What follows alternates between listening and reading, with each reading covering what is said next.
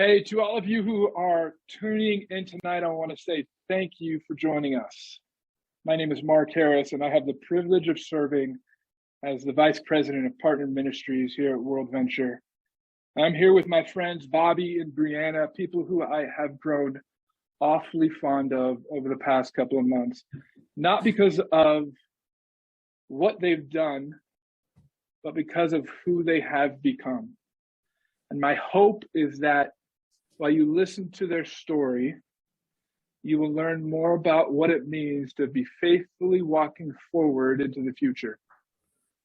I also hope that you'll see how God uses our hardships that we are experiencing for His glory and the good of those around us, as it propels us into the future, ultimately proclaiming the good news of Jesus.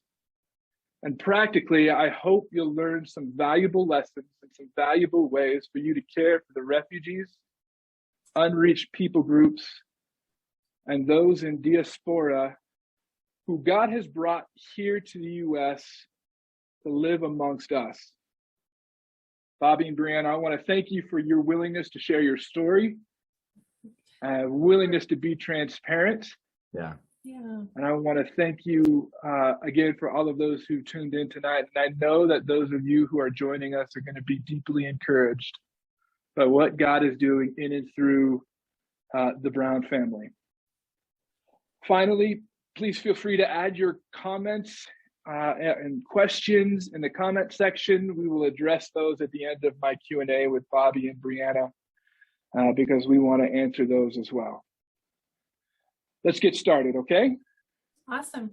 Great. Bobby and Brianna, take us back to the beginning. When did the idea of serving in missions and the idea of serving God internationally happen for the two of you? Who started the conversation and what was it like? Take us back to the beginning. When I think about who started the conversation, I would say that, not to be cheesy, but God started the conversation with us as individuals, as children. We met when I was 15 and she was 16, found me an older woman. And we were actually on an international ministry trip for about 3 months. And that's where we met. And so serving in ministry was always a foundation of our relationship, even as friends. So when we got married, it was a huge part. It was our dream. It's what we got married to do together, essentially, is to glorify God. And we, early on in our marriage, before we had kids, we actually quit our jobs. We sold everything that we had, and we moved to Southeast Asia. And we served there for a while and could write the book on how not to do overseas ministry. But when we came back from there, it was 2014, and we decided that we felt the right thing for us was to start our family and begin our family in a healthy way for us to get healthy, and then to go overseas long term as a family. Mm-hmm. Good. So prior to being appointed, prior to joining the team, what were you guys doing? Yeah, well, so after that, we lived in Virginia at the time, and then we transitioned to the greater Nashville area. Long story short, we had 3 boys in 2.5 years. I don't really recommend that, but it was just the way God expanded our family quickly, and it was a crazy adventure. Bobby served on staff as a student pastor at a local church here, and I also served at the church, but mainly just served our really busy boys at home. So it was quite the adventure. And we were just a young family, and we were just amazed by the way God was expanding and growing us. What was life like during that season? Active in ministry, growing family. You're reflecting back on it with a sense of mixed feelings, I can tell. Tell us more about that. 3 boys was so fun and just kind of crazy. It was a lot, but we loved it. It was hard in a lot of ways, just in the way our family did expand. It was quick, it was fast. We had a lot of difficult layers in that. Yeah. But yeah, I mean, we navigated it, I guess, as well as any young family I would could say have. it was awesome, and it was also overwhelming. And for us, it was a season where, you know, I was pastoring, so I was working a lot, you know, and was busy with ministry. And we loved the church, we loved our community, but for us, we really desired to be, I think, together more with our schedule, and feel like we're working together more in ministry outside of our family. And so that was part of what started conversations about, you know, potentially moving overseas. So 2014, you come back, expanding the family, you're active in college ministry, young married family, all the joys that strains that come with that. It sounds like you had a pretty good thing going at that season in your life. When were you finally appointed with World Venture? You know, it's funny, we kind of joke about it because we started the conversation, we revisited the conversation when our youngest son was 2 months old. I mean, who talks about another life transition when their baby is 2 months old? It was probably this crazy newborn fog. But we really got to the place where we were like, okay, are we going to settle down, or are we going to pursue going overseas again? And we got connected with World Venture through a close friend, and, you know, really just walked open-handedly and said, okay, God, if this is what you want us to do, please open the doors. And if not, then we won't walk through that. And, you know, he did. I mean, I feel like the doors really flew open, and we were appointed with World Venture in September of 2018 to serve on the field in Taiwan. And we ended up moving to Taiwan in August of 2019. So it was pretty quick. It was pretty quick. During that time, your family's expanded, right? And you're off to fulfill a lifelong dream, and you do end up in Taiwan, like you mentioned. Tell us what that inaugural season in Taiwan was like. What just describe the process of landing there, like literally and figuratively. Describe your initial thoughts and observations. Tell us more about that. Sure. Well, Taiwan, it was always a really special place for us. You know, and at that point, one of our children had been born there. And at this point, 2 of our 4 kids have been born in Taiwan. So we already had this love for it. And when we got there, it was amazing. I mean, you know, you land in the middle of the night, and you have people you've been Skyping with for a year pick you up, and your kids are like screaming, and you have this horrendous travel experience. But when we landed, are those people when you travel where it's like, oh, stay on away Southwest flights, on Southwest flights. I want to take a video. Literally, the entire plane fills up, and then the reluctant few have to sit next to us. But anyways, the initial season, the first few months were honestly they felt really sweet and redemptive in a lot of ways. We loved it. We fell in love with it. And honestly, to make it a brief answer, I'll just say, like, essentially, we finally felt like we were in the place that God had been leading us our entire marriage. And we were finally there and experiencing it. And it was awesome.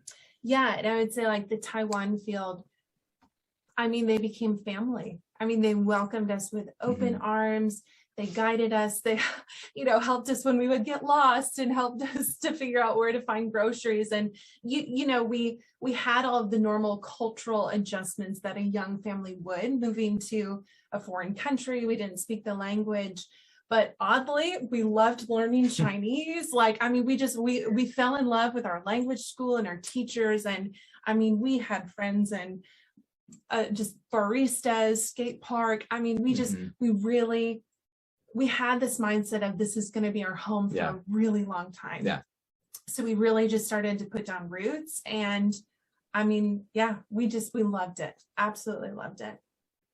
How long did that sense of home last? That the sense of the deep roots going down, how long did that last for you two?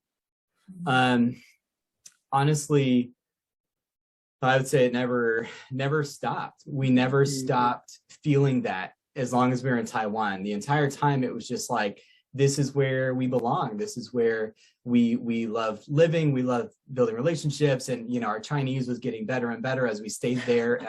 Slowly. Hers is so much better than mine. I just gave up on ever trying to be like at the level of Bree. But honestly, we realized about the time we celebrated our first year. It was pretty much that same few days where we realized that the needs and the struggles of our family, despite loving being in Taiwan, they were just greater than the resources we could find available there in country.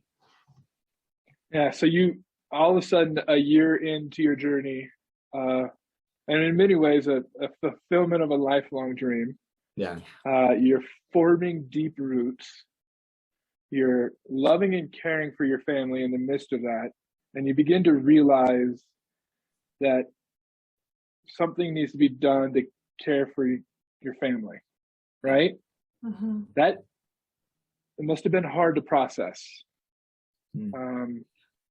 Take us into as deep as you want to go into your thoughts, your conversations, your prayers during that time, individually with yourselves to God, maybe your conversations and prayers with each other, your team in Taiwan, because you're balancing a dream and a calling in Taiwan, and a need and a calling for your family. Yeah, and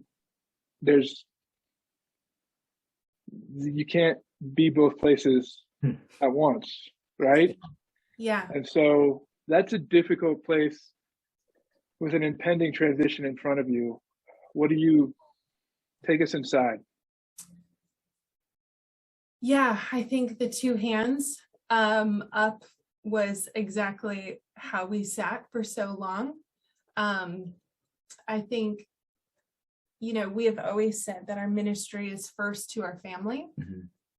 And I think saying that is a lot easier that when you have your dreams in one hand and a place where you feel like God has just led you and is planting you, and the care for your family in another, and only one can stay. It's a really painful place to be. And I think as parents, you walk this line of how your stories intertwine so much with your children. And I think we do our best when we share to protect our children, but also to be vulnerable in what we experienced. And like Bobby said, I remember sitting in the restaurant celebrating our 1 year in Taiwan, and we had just recently had to have a conversation with our field leaders in Taiwan and kind of let them in even more deeper into what our family was going through. And we didn't know what to do. We didn't know what to do. And I remember sitting there thinking that we were not going to sit here again a year later. And yeah, as Bobby said, the longer we lived there, the more our family struggled inside the home, outside of the home. And again, as a parent, you just don't know what to do. You do your best in every way possible. But I think it just became more and more clear that in order to care for our whole family, that we would need the resources that the U.S. could provide. And devastation doesn't even come close to that. But then, when we made that decision, I was pregnant with our daughter at the time, and I was too far along in my pregnancy to leave. So then we had to make this devastating decision and then wait. Yeah. And I would add, it was a really hard thing for us to actually admit that we had to go home. It took months. And at first it was like, okay, well, we're not going to stay here for 20 years. So maybe it's 3 terms. And then when our kids are teenagers, then we'll go home. Okay, well, that's not going to work. Maybe it's 2 terms. Maybe it's, first term, maybe it's, and we just kept holding on, grasping at anything. And it took a lot of people speaking into us to say, guys, you just have to say it. You just have to admit that you need to go home now. And I would say for me, as individuals and as a family, we'd never experienced as much confusion with God and honestly anger. And for me, it was a lot of apathy. I just could not wrap my mind, my theology around how this was happening. And I really struggled. And for me and for us, it was essentially everything we'd ever hoped for and dreamed of in ministry. We had finally gotten there and we loved it, and it was moving forward, and then it was just gone. And it was striking for us to face that. Yeah. And again, when you're talking about loss, you know, as you're processing the grief with God, I mean, we're processing grief. We're trying to, you know, help our kids still have somewhat of a normal life. We are, you know, preparing to have a baby in a foreign country, and we had the baby, and then she got sick. Bobby's grandfather died. A sibling had a stroke. It was like all within a month, like all these things happened. One thing after another. And it was, I mean, we were just, I remember holding our daughter in the hospital. She got really, really sick with a respiratory infection. She was like 3 weeks old. And I remember holding her, just saying, God, are you going to take her too? You've taken everything else. Are you going to take her too? And I mean, we were surviving. We did not want to leave.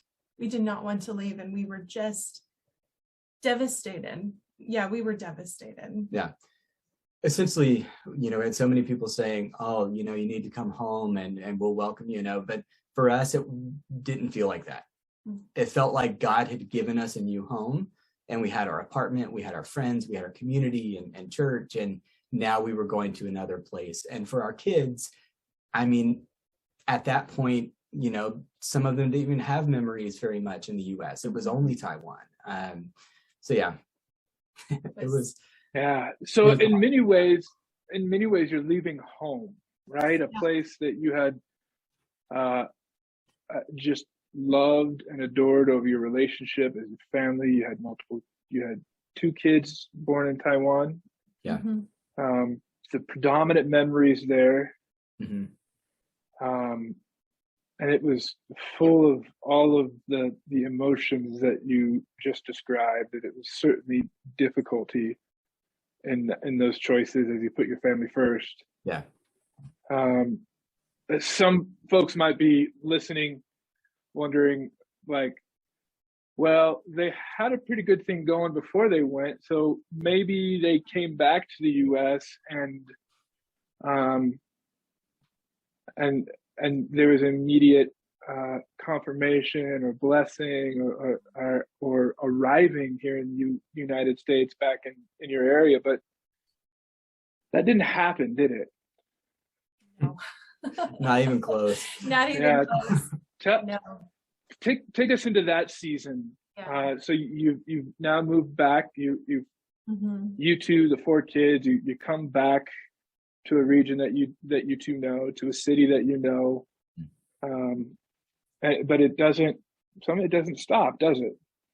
Yeah, I remember we had so many people walking very tenderly in this, and even our realtor who helped us find our home was a very close friend of ours. And I mean, I remember Bobby was on the phone when we were giving birth to our daughter, like talking about the house and negotiations and this and that. And it was just so surreal that when we had to step on the plane and come get off the plane, I mean, I literally felt like we were coming back to a foreign country.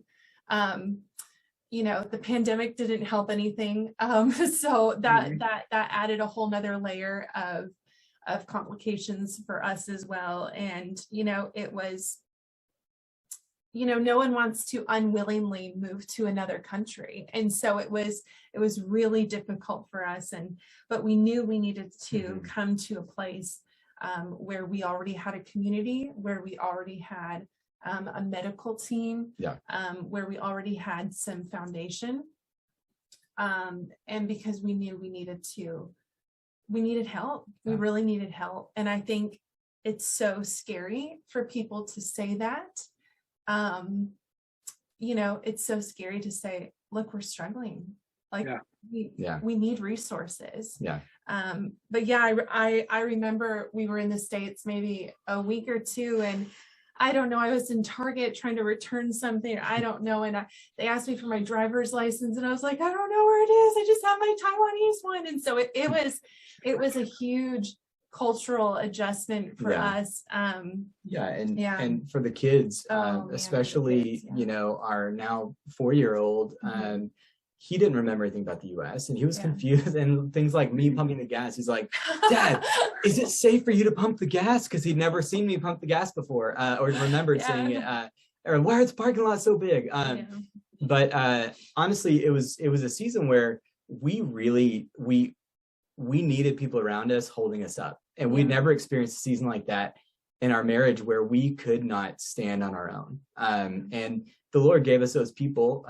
And honestly, they prayed for us when we could barely pray for ourselves. And they had hope for us when we felt no hope. And I think that, we were depressed and we were devastated as individuals and as a couple. And honestly, we were just trying to do the best to care for our kids amidst the grief. And it just felt like every day, the only thing we were trying to do was survive until bedtime.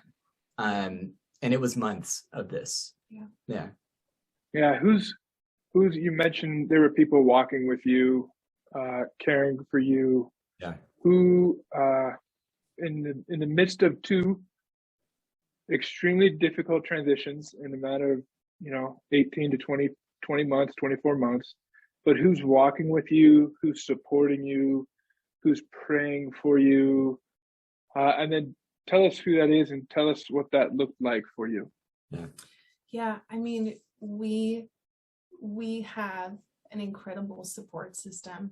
I think that's something, and I think God designed us to need community, and we are just so thankful for our family and our friends who really, I mean, it's like in the Bible, but is it Elijah or something who couldn't hold his hands up, and he had someone holding his hands up, and I feel like that's what the support system was for us. We had family, we had friends. Our field in Taiwan was just absolutely incredible in the way they welcomed us, but also in the way that they let us go. And I mean, World Venture, I can't say enough about how tenderly we were cared for in that time.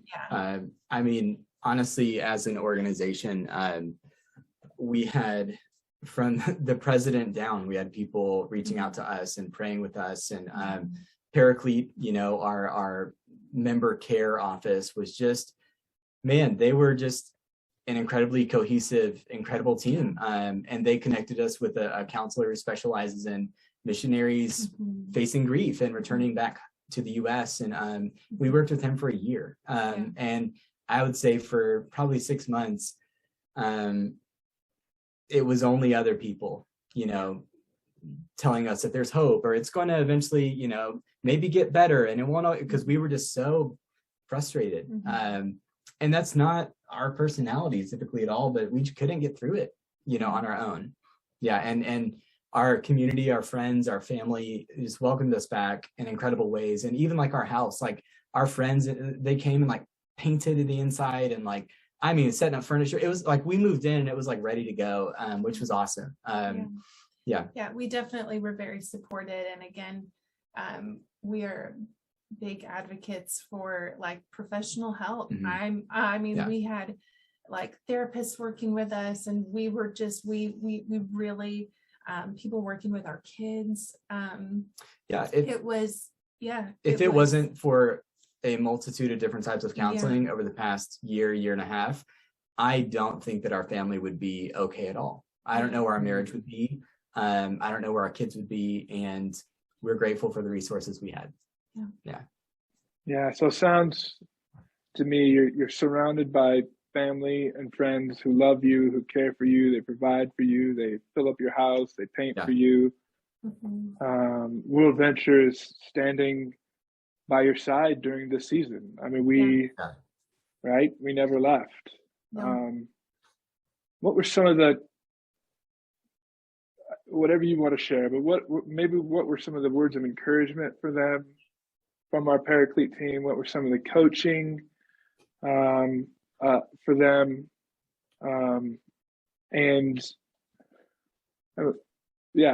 Just take us into those conversations.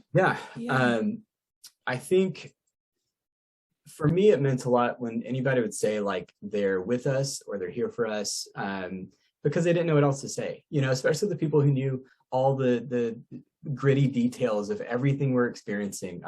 Sometimes we'd share everything and they'd just be like, I don't know what to say, but I love you. And we were so grateful for those moments. But for me, one moment I really remember, it was through the missionary, focused counselor based in Colorado. And we did, so many pages of homework. And, I turned in my homework and, Breeze is twice as long every time we turn something in. But I remember he was going through it and he was like, he has a South African, he's like, Bobby, your calling is not based on geography. He's like, you've never mentioned geography in all of your work. That's awful accent. And hey, it was nailed it. I just nailed it. You did. Thank you. But to hear someone who knew more of my story and wiring than anybody else besides Brianna, honestly, say, hey, everything you're writing, you're not writing other countries or this and that. It's just people. Yeah. And that gave me hope to say, hey, you know what? There are people who need Jesus right here. Yeah. What did ministry look like in this season for you guys? Were you actively serving? Were you just ministering to each other, to your family, receiving it? Tell us, were you, because ministry has been so much a part of your life, right? Both pastoral ministry and both missionary work in Taiwan. But what was that ministry like in this season? I think it's so hard for anyone to just be still and to receive. And we were told by World Venture that we needed to do that for a time. And it was hard. It was really hard just because we were like, but we need to be doing. And it was just this season of again, things had been just peeled away. And when everything is peeled away, you're left with God. And that's what we needed to just be with him. We needed to just be in his presence. We needed to just be as a family and be with each other and be working with the resources that we had. So a lot of it was just being still and receiving care and being okay with that and having that be just as enough as that's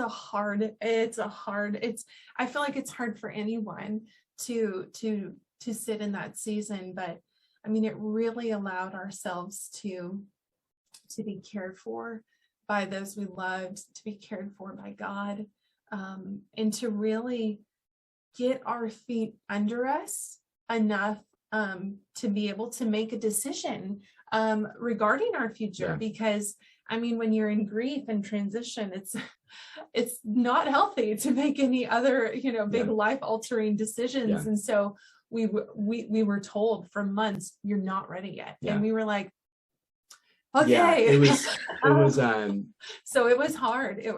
And for me, in very unhealthy ways my entire life, my identity has been wrapped up in ministry and performance and, being a pastor, being a Bible teacher, being a missionary. And when we moved back, and then also being told, hey, you can't do anything right now except for take care of your family. It was probably the hardest season of my life. Like, I'm smiling, but it was horrible. And I was like scheming all the time of like these big plans for right when they, release us to do work. I'm going to do this. I'm going to do this. And they just kept saying, hey, just wait. Just wait. And they were really wise in that, because when they finally said, okay, let's dream, it was awesome, Yeah, and it wasn't out of fear or necessity. We were ready to dream. Yeah. We were ready. Yeah. And so I'm going to use some of your words and tie them together and transition into this dream that is in incubation stage at this moment in your story. So you're learning to stop doing and concentrating on being with God. Yeah. Right? Yes. And giving your whole self, your whole marriage, your whole family, and just saying, in many ways, Lord, have your way with me. Yeah. And allowing him to strip you of that doing drive, while you are simply just concentrating on being with him. Yeah. And in the midst of that transition, the light begins to unfold, right? The light bulb goes off. There were some God moments that began to define what future ministry looked like for you two, as in some ways that veil is lifted off, and you're allowed to dream. What starts happening that, like, all of a sudden the pieces start coming together? Like, what are those light bulb moments? What are those God moments that you're experiencing? Yeah. It was interesting because, we at that point were encouraged to consider any possibility to dream. I mean, like, and I was like, I'm gonna start a motorcycle ministry. I was like, all these ideas, like, big dreams. Yeah, I was like, this is it. Thankfully, we had were, a lot of guidance. we were in a place in our marriage where it was healthy enough where we could start dreaming things. I would like to do this. Yeah, well, I would kind of dream about this and work on aligning those things together. But honestly, we felt really small and insignificant. We weren't in an active position. We had, people not in like, what are you going to do? But just people saying, hey, what's next for you guys? And we felt like we had to have something quick to tell our supporters. And, because we transitioned and we're just being and sitting. And so, support had gone down, understandably. And God started to just breathe life into us. And it was exciting. And somebody had mentioned to me Diaspora Ministry. And honestly, in the past, I had always said, I don't want to be a US based, global worker. Like, that's just not me.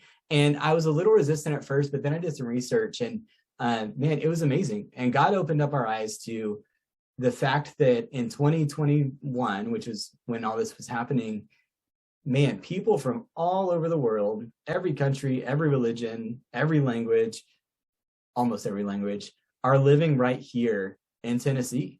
And that really sparked our hearts with the opportunity there. Yeah. Yep. Tell us what you mean by Diaspora Ministry. Define that term for us.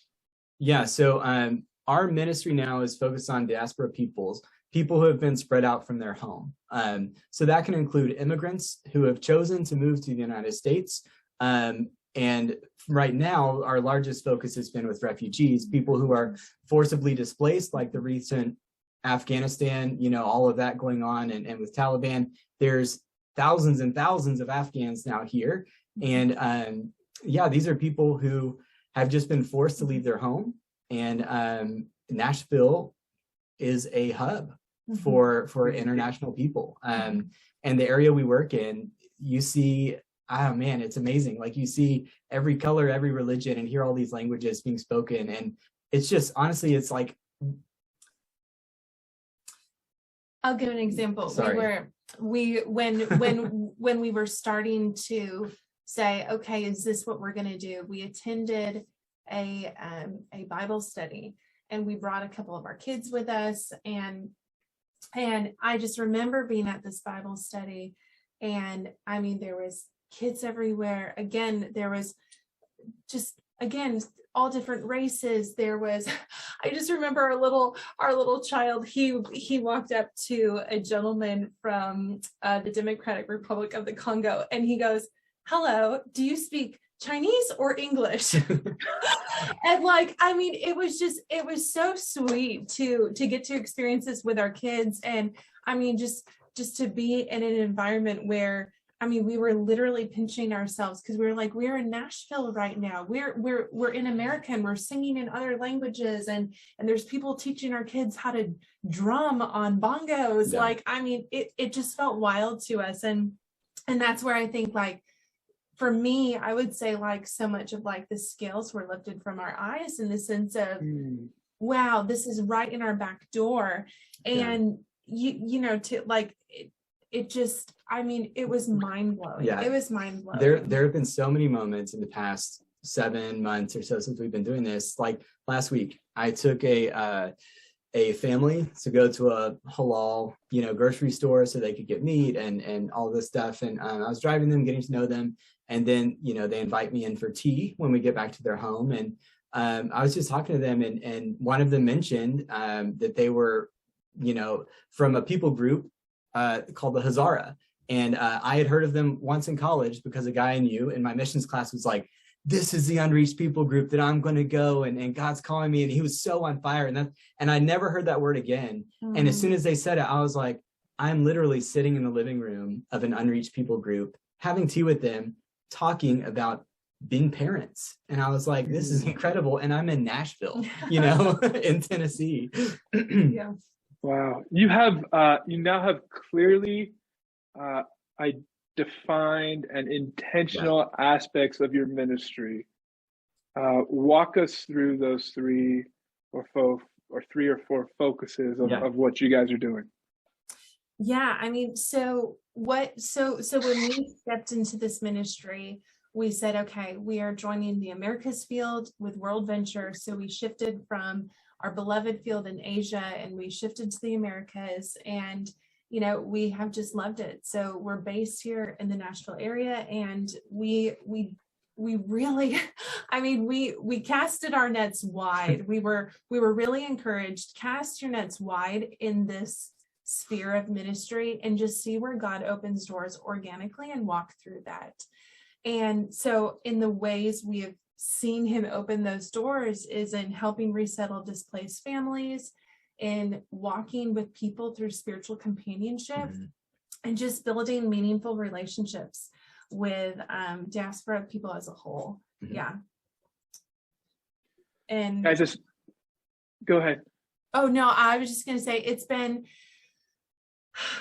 I mean, to say it's been humbling is an understatement. Yeah. We have had to really learn, and we will be learning for a long time. I think anyone who goes to another country, has to learn the language and the culture and how to build relationships in that culture. And I think what we're learning is, wow, there's so many different cultures. We have a lot to study and a lot to learn. I mean, 1 week we might have, a family from an Egyptian refugee camp, and they came by route of, an African country. And then the next week we have, Syrians or Afghans in our van. And so it's very humbling to realize I know nothing about world religions when I thought I did. But what's really interesting is it's just, God's just allowed us to come in and just be friends with people. And I am trying to learn everything I can about Islam and these different religions. And it's so great to just ask. Say, hey, please tell me about this, or I have a question about this. Can you explain this? And it opens up really cool conversations while we're just driving around in my little Toyota Sienna. Yeah, and I would say like so much of, especially talking about helping these displaced families, like we're really trying to just help them practically, because so many of the families have just recently resettled. Yeah. There are some families who've been here for a while that we are building connections with, but most of them, I mean, are in the past 6 months. And the resettlement agencies are doing their very best, Mm-hmm. but they are only able to provide the very basic things you need to survive in an apartment, and they have no transportation. So we're able to, we partner with the resettlement agency, and we can help set up these apartments and then meet the families and then start asking, hey, what are some things you need that you don't have yet? And it's toys, like baby strollers. We have a whole closet full of toys. I'm bringing a TV to a guy next week. Just all these things where they're like, I have kids and we're stuck in our apartment, or hey, I need someone to drive me to go pick up this. And we just come alongside them and say, hey, we would love to do that for you. And then we become friends. And, we're having 2 families over for house for dinner in a couple days. And we're super pumped for it. Yeah. Guys, it's not lost on me that God has uniquely prepared you through your journey to be doing what you're doing now. What are the similarities that you've experienced in your own journey with those that you care for? Because there's a stark similarity there. So talk about how God prepared you for what you are doing now by the last 24, 36 months of your journey, uprooting from Taiwan, coming back here. Tell us how you've been able to connect the dots and how God has prepared you. Yeah, it's a really good question. I heard one time, you don't have to have the same story as someone to be able to resonate with the same feelings. And I think, we can resonate with a lot of the feelings that they are going through of, just fear and what do I do with my kids? And I'm getting lost here, and just the normal adjustments that anyone would make to a foreign country. But also these families have walked through tremendous trauma. And although I would never compare it to the trauma that we have walked through, we have walked through a lot of trauma as a family. Yeah. Everyone has walked through some sort of trauma and grief in their life. And we use what we have walked through to resonate with the feelings and to give them a safe space to say, I'm really confused. Why would my God do this? Or I'm really I don't understand why this happened. And it's a really unique space to be in. Every week I teach a cultural orientation class. So the families come, and then about a week later, they're in this class that I teach. And just as a connection point, it's really awesome for me to be able to share stories that are both really hard about living in another country, not speaking the language, whether it's something simple like getting lost, or, our kids just struggling in the first months there, or even just silly stories I have about messing up with the language and just, and just these connection points, or even just going to a family saying, hey, I know that you're stuck in your apartment and it's really boring and you have 4 kids. And so I would like to get you some toys so your kids aren't bored, and they're like, yes, that would be wonderful. We understand some minor points about transitioning to a new country with a new language with children.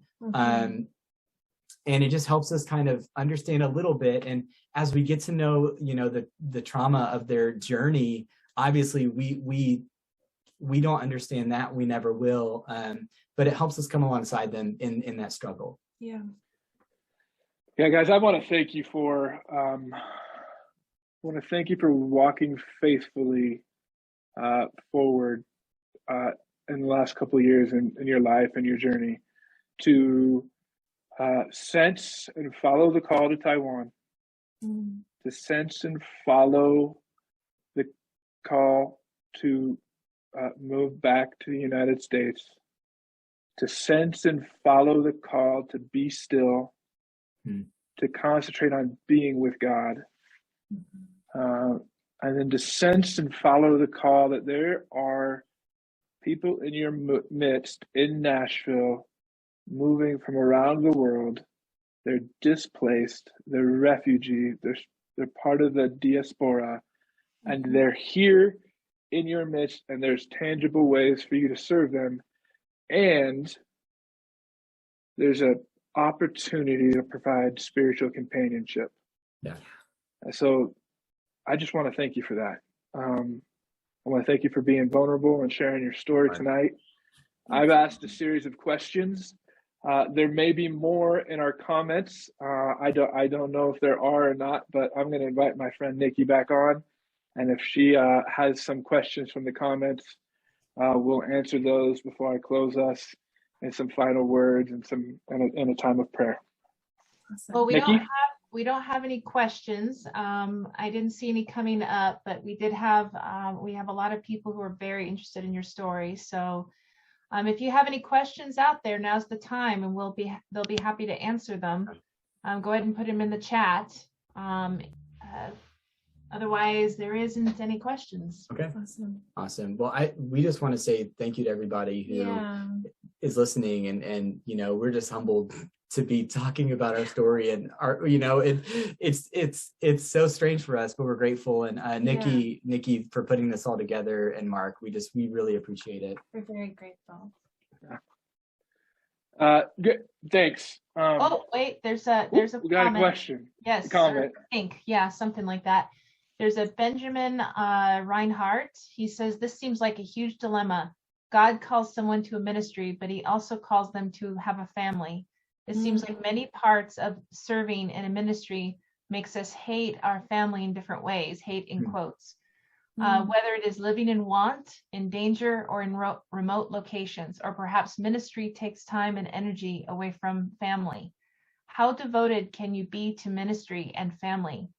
And it's a two-part question. How much do you make your family suffer for the gospel? He says he is considering this as a doctor hoping to have a family. That's I just want to say that is such an incredible awareness.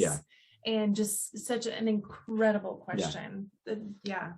I think for me, I've always wrestled with this tension, whether it was being a high school Bible teacher at a school or being a youth pastor. Whatever type of ministry you're in, whether bivocationally or vocationally or as a layperson, it requires attention and time and prayer and parts of your soul. And it's always been hard for us. And even it's created a lot of tension in our marriage, because when we had our first kid, I was a pastor and a Bible teacher. I was either writing a sermon or a lesson plan 24/7. And then when I was a youth pastor, we had events on weekends. I was working on Sundays, and it was just always tension. But for us, we've just always trusted that whatever ministry God has called us to, there is a way for them to work in harmony. But for us, like we said, we've always said our ministry is first to our family, but it's never been put to the test. It's always kind of worked. And this really was hard for us to say, well, Lord, they are our ministry. And if we're not ministering to them, then we shouldn't be ministering to anybody else.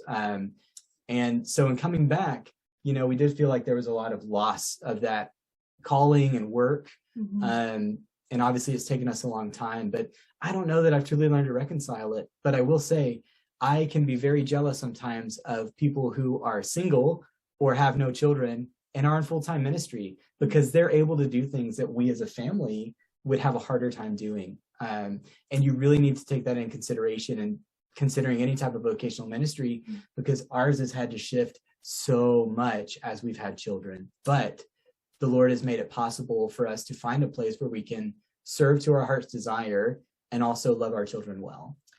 Yeah, and I think the only couple of things I would add, that was really great, babe. The only couple of things I would add is, going off of that is boundaries.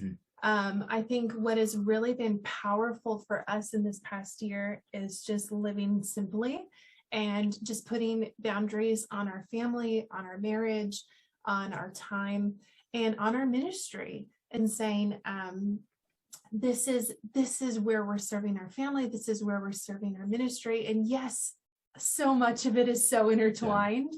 But the one thing I would say about kids is we made it very clear to our children that they were not the missionaries, and that they got to just be children, because I remember, being third culture kids, for them it's difficult. It's difficult when your parents do this, or you're adjusting to a culture and you moved there because your parents' job, and so it was such a tension for them in moving to Taiwan. But we made it very clear that they were just kids. They just had to be kids, and it's been beautiful as we've been able to include them on different things. But we try to be very careful and to not put pressure on them to say, okay, now go mingle with, some of these kids, just so they feel comfortable, because a lot of times our kids aren't comfortable and they're like, I don't know. Yeah. So that's. And I would just say that from our experience, we never want to sacrifice our kids to the idol of ministry. And it happens all the time, stateside and overseas. In any type of and that's ministry. just, it's always been our heart that, man, our kids are before everything else we do. And that's just our philosophy, personally. And I think that, I have type 1 diabetes. And so that actually restricted a ton of countries for me because they didn't have the medical care. We had done that in Nepal and we brought all the insulin and it didn't work. And so there are things about our family and about my medical needs that they do put in tension with living on a remote island, which I wanted to do, or living in a danger zone or a hostile country that the Lord puts on people's hearts. And I think you just have to give it all to God and say, man, Lord, I really desire this, but I also want to keep my family safe. What are you going to do with that? Yeah. Perfect. Yeah, thanks, guys. Peter Dodd left a comment. Peter! He says, hello from your family in Taiwan. We sure miss you out there. Great to hear how God is using you there. So that you might like to hear that. Is there any other questions out there? Now's your chance. Put them in the chat. If not, I will give it over to Mark. Okay. Yeah, friends, Go ahead. Anything else, Nikki? Are we good? Oh, that's it. Yeah, so far as I can see, nothing's there. Great. Guys, friends, our intent was to simply provide you an overview of the story of Bree and Bobby and their family. We have just scratched the surface. There's going to be 2 future opportunities for you to learn more about their story and take a deeper dive into their journey. One is going to be a private Zoom event on March 24th. We're actually going to bring in one of our colleagues from the Paraclete department here at World Venture, and we're going to, with her and with Bobby and Brianna, we're going to just talk about the transition and walking open-handedly, learning how to be with God instead of doing with God, and some more intimate details of their story and their journey are going to be shared. So it is a private event. If you want to register for that and you want to join us, and if that intrigues you, we want to invite you into that opportunity. There's going to be emails from us here at World Venture for you to link to and register for the event. We're going to provide that information here on our Facebook page so that you can see that as well. And then the third event is coming up the following April, and we're going to invite Jeff Denlinger into the conversation, who serves as the president here at World Venture. We're going to talk specifically about Diaspora Ministry here in the United States and ways for you to practically care for displaced people, for refugees, for unreached people groups that are here in our midst. They're in Nashville, they're here in Denver, they're wherever you are. And we as a church in the United States have an opportunity to serve and care for them. And so we're going to get really specific and really practical with Jeff and Bree and Bobby in that third event. And details for that, when that happens, what time it's going to happen, is going to be posted in our emails and in our World Venture Facebook page. So pay attention to that. And join us in those future events. Bobby and Bree, thanks again. It is a treat to spend some time with you. Thank you. And it is a pleasure to serve with you in and bringing a gospel impact to our world in Nashville, Taiwan, all around the world. And so thank you for your service to his kingdom. Can I pray for us? Absolutely. Thank Yeah, you. Father God, we thank you. We thank you for the call on our lives as Christ followers to take your name into the nations, to the world, and proclaim it and tell it and invite people into your family and into your church. And we thank you that along that way, we too were transformed into the image and likeness of your Son. And I thank you for Bobby and Bree and their story, their testimony of faithfully walking forward into the future, into the unknown, dependent upon your continued provision, literally in the day-to-day needs of their life, but emotionally and spiritually speaking as well. I also want to pray for our friends in Ukraine and the turmoil that is there, the challenges that our friends in Ukraine are facing right now for the church in Ukraine. May you strengthen them, embolden them, grant them a divine peace and comfort as they care for, minister, and serve their fellow countrymen in the midst of this war. And may your name be made known, and may people come to know you in this time. And may we as a global church strengthen and lift them up and intercede on their behalf, provide the needed resources, all to proclaim your goodness in your name. In your precious and holy name we pray. Amen. Amen. Thanks, Mark. Thank Yeah. you all. We really Thanks. All right. Thank you for joining us, everyone, and we will see you at the next event. Hi. Thank you. It began with prayer, and it became a global movement. World Venture, engaging the world for gospel impact.